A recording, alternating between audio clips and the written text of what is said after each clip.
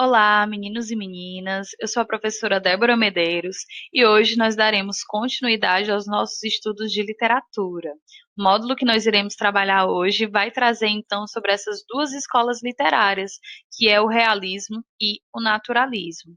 Na apostila de vocês, esse conteúdo vai se iniciar na página 108. Vamos lá, então?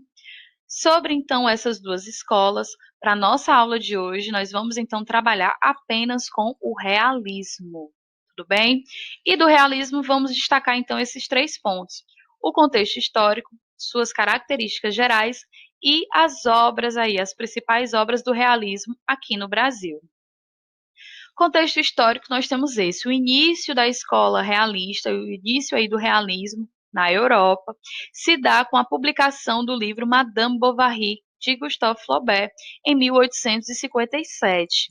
Então vejam aí, estamos falando dos últimos anos, né, da década aí, aliás, desculpa, os últimos anos aí do século XIX, né, segunda metade aí do século XIX. Então, vemos a publicação desse livro, Madame Bovary, como sendo o início desse movimento. E temos então como contexto histórico esse mesmo, a segunda metade do século XIX, forte industrialização. Estamos falando aí de um grande crescimento das indústrias em todo o mundo, nascimento de uma grande massa operária. Então, se você aumenta o número de indústrias, obviamente você aumenta o número de pessoas que trabalham nessas indústrias. Por causa disso, também tivemos um crescimento do potencial econômico da burguesia. A burguesia que já tinha muito dinheiro conseguiu aí crescer ainda mais esse seu potencial econômico. Além disso, temos aí o que nós chamamos de Belle Époque, que foi justamente a época em que todas as cidades queriam ser Paris. Então, Paris, a França, né, como vinha aí nessa força da industrialização, nessa força aí da dominação, inclusive, né, de territórios lá do continente africano, do neocolonialismo, a França se colocava como sendo esse grande centro, esse grande modelo para todos os países. Então, principalmente aqui no Brasil, nós tivemos aí uma fortíssima influência cultural em relação a Paris, até na arquitetura também, de praças, de iluminações públicas, né, os postes com iluminações públicas, tudo muito aí trazendo como modelo como era feito lá em Paris. E ainda hoje, né, Paris dita moda, não só em roupa, em perfume, mas muitas vezes também na arquitetura e na cultura de um modo geral. Além disso, nós temos também o surgimento de algumas teorias científicas que serão trabalhadas não no realismo, mas na outra escola que é o naturalismo. E essas teorias são justamente o positivismo, o darwinismo, o determinismo e o marxismo. Mas não vamos nos preocupar por enquanto em relação a essas teorias. O realismo, ele pouco vai querer trabalhar com essas teorias científicas da época. Pois bem, como características gerais do realismo, nós temos essas aqui. Verossimilhança, ou seja, é um texto muito próximo da realidade. E o nome é esse mesmo, similhança, não é semelhança, não, tá? Não escrevi errado na hora de preparar esse material de vocês. Então, é quando o texto é tão próximo da realidade que nós nem discutimos, nós nem imaginamos como é que isso poderia acontecer, porque o texto está muito próximo de coisas possíveis de acontecer dentro aí do que é coerente, dentro do que é aceitável para a sociedade. Outra coisa que nós temos aí, outra característica que nós temos é a questão da objetividade. Os textos realistas vão ser mais diretos, vão ser mais objetivos na hora de construir o seu enredo, na hora de construir a obra. Temos também a questão do racionalismo.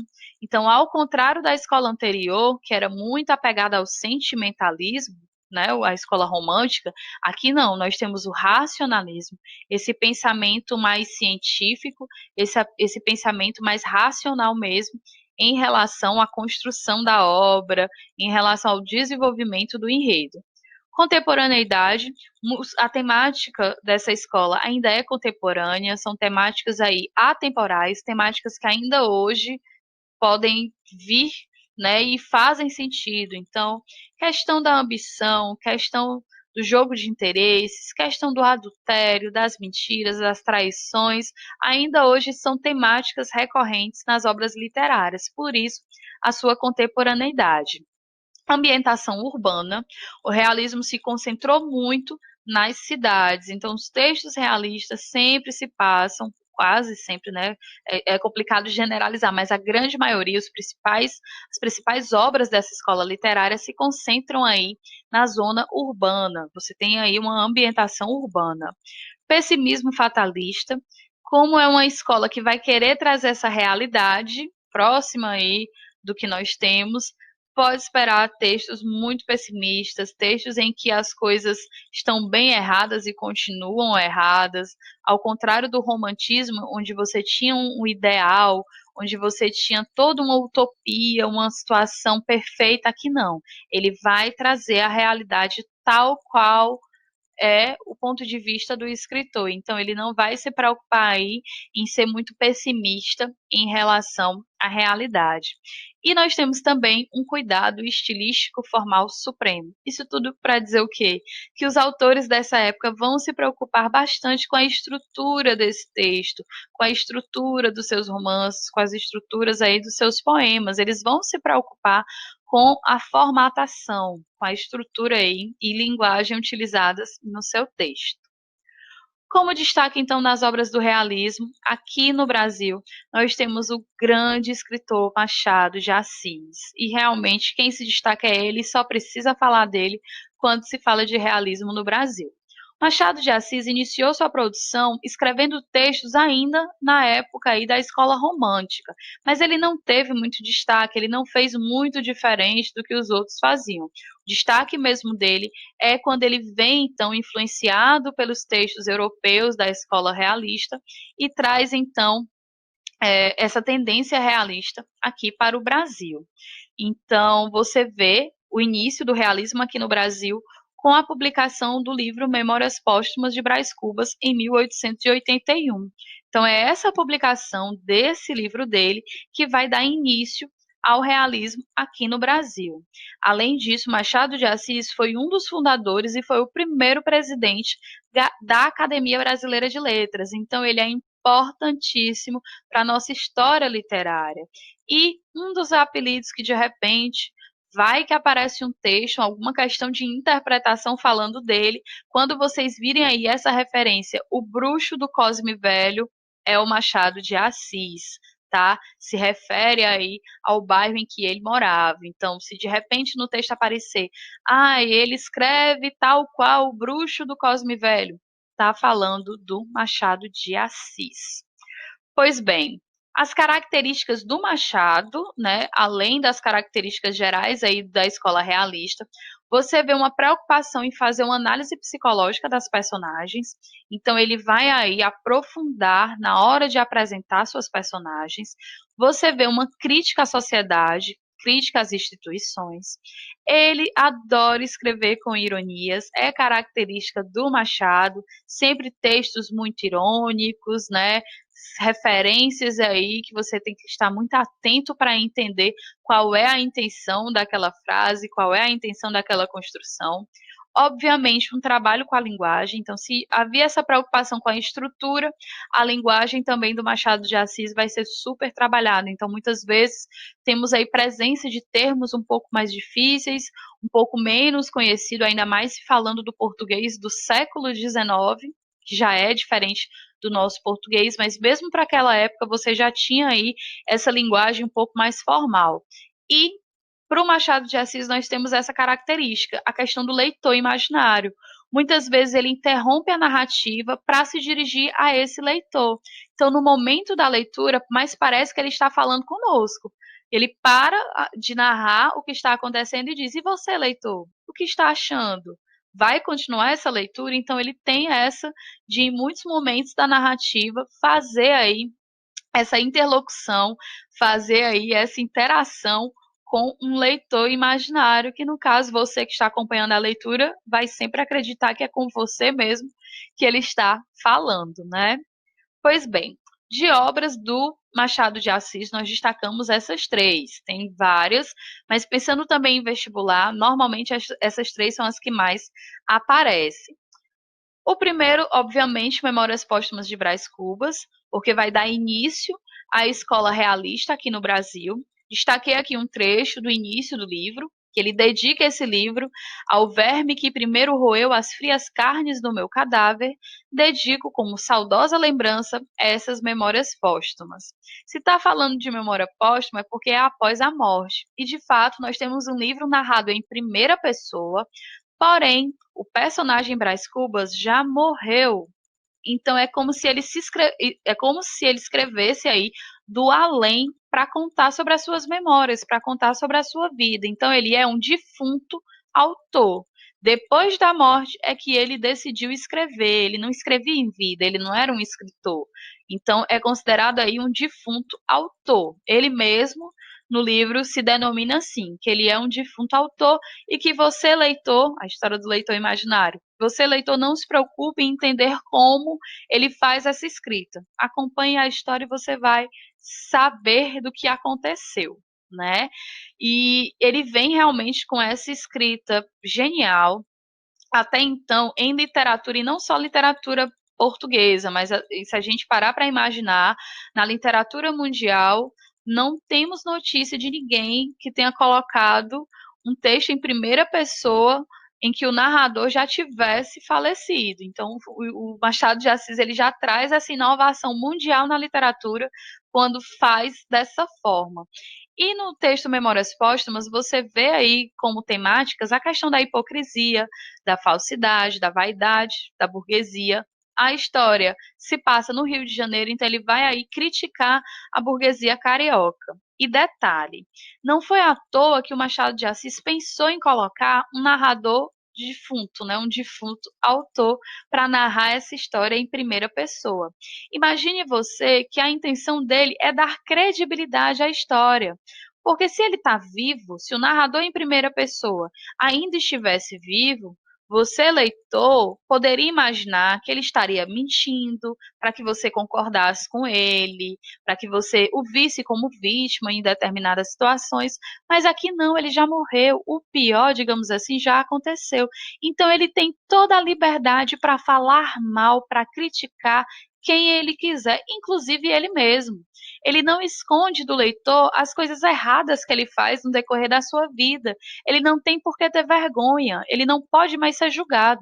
Ele já morreu, ele já teve seu julgamento e já está lá no lugar em que ele merece. Então a intenção, muitas vezes acredita-se, né, que a intenção do Machado de Assis ao colocar esse narrador já falecido foi justamente essa, de poder dar essa total liberdade para o narrador, de poder criticar do jeito que quisesse todas as instituições, todas as pessoas, porque ele não poderia receber aí nenhum julgamento, não poderia acontecer nada de ruim com ele, afinal, ele já está morto, ok?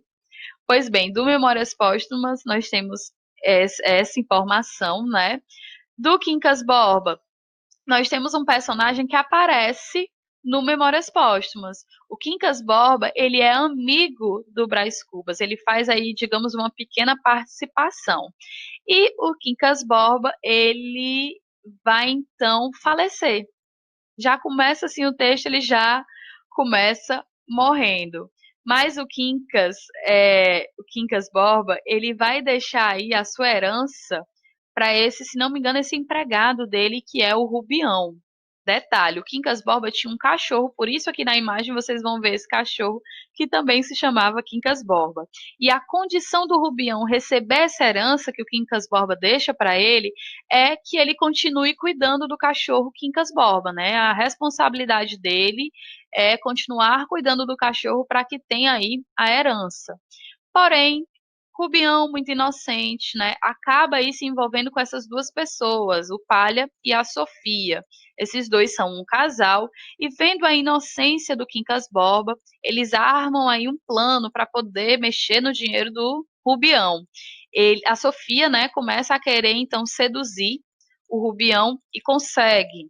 Apesar dela ser aí casal com o Palha, ela consegue então seduzir o Rubião, enganá-lo de tal forma que eles dois roubam todo o dinheiro e no final o Quincas Borba fica aí louco, desculpa, o Rubião, né, fica louco e apenas na companhia aí do Quincas Borba. Se não me engano, acho que até o cachorro falece também, mas enfim, essa parte aí do cachorro não sei se poderia ser tão importante a informação, eu realmente não lembro.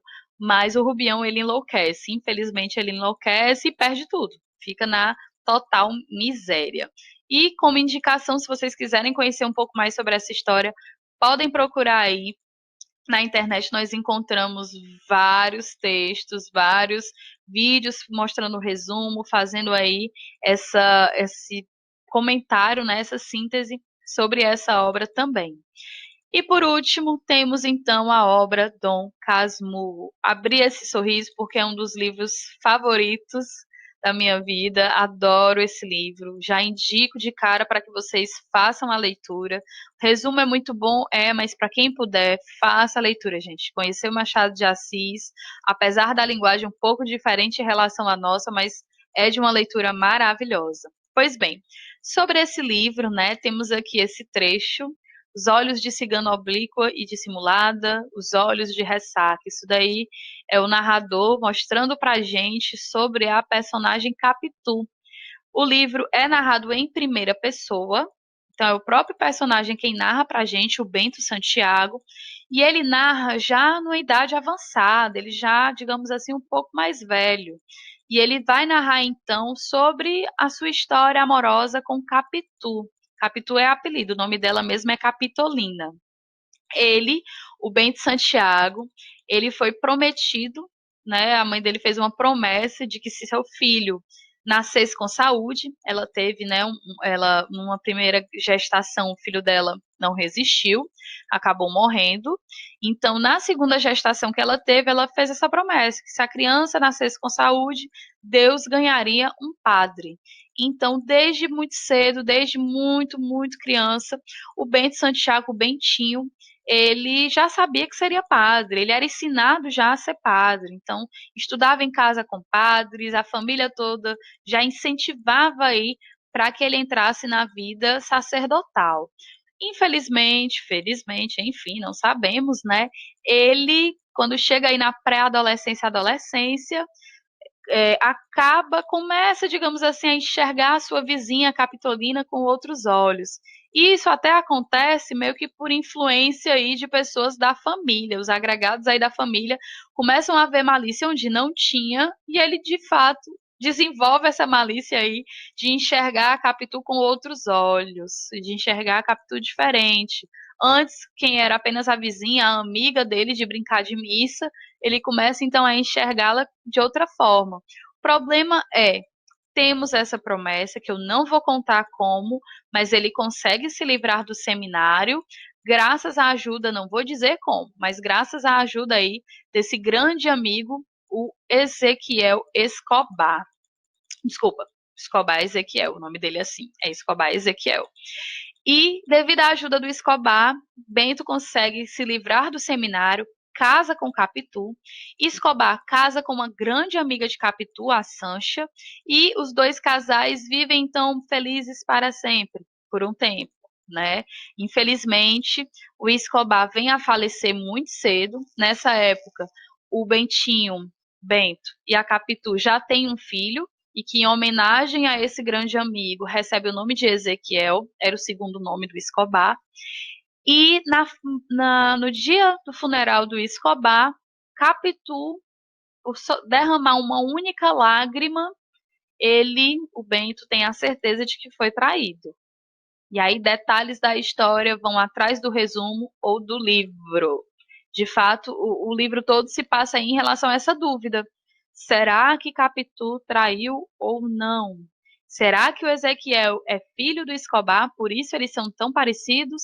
Ou é simplesmente o nosso narrador enlouquecendo? Afinal, ele já está contando essa história bem mais velho, já depois de muitas coisas aí que aconteceram nesse desenrolar da história.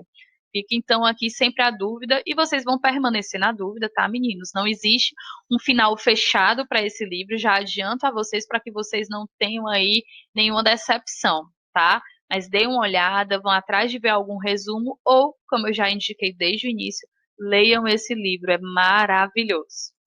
Pois bem, vamos aqui encerrar nossa aula por hoje. De fato, Machado de Assis é o destaque que nós temos no realismo no Brasil. Vocês podem aí aprofundar fazendo justamente essa leitura ou das obras ou indo atrás dos resumos. É interessante que pode lhe ajudar até na questão de repertório sociocultural, dependendo aí de alguma temática que possa vir no Enem. Como então sugestão de atividade, sugerimos que vocês façam a página 113 e para a nossa próxima aula, nós vamos então trabalhar com o naturalismo, para a gente poder encerrar esse nosso módulo, ok? Ficamos então por aqui. Até a nossa próxima aula. Tchau, tchau.